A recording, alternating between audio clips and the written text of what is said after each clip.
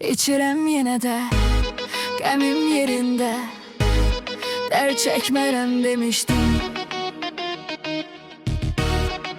Çəkirəm yenə də sənli xatirələr dolu ürəyimdə, qah yanımdaymışsan kimi, qah çox dərində. Qar yağır dağlara, sən düşürsən yadıma, soyuyur əllərim, titrəyir səsim adını çəkəndə. Axşamlar qar yağır dağlara, yol düşür dar dalana, sən gərək idin yanımda, gözlərim qalıb arxanda.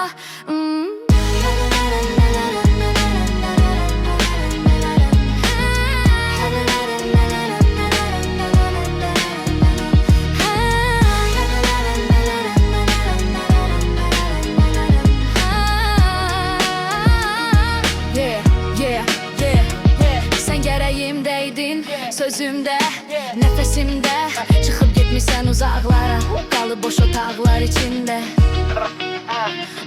Həkillər danışır sakit, gülüşün qalıb divarda, masanın o başı yetim, çay soyuyub fincanda. Qar yağır dağlara, sən düşürsən yadıma, soyuyur əllərim, titrəyir səsim adını çəkəndə. Axşamlar qar yağır dağlara, yol düşür dar dalana, sən gərək idin yanımda, gözlərim qalıb arxanda.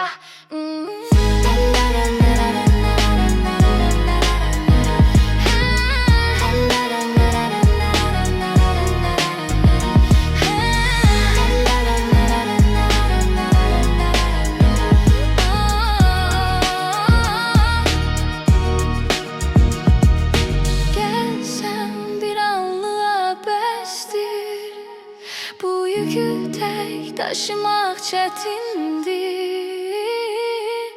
dərd çəkmərəm demişdim, yalan.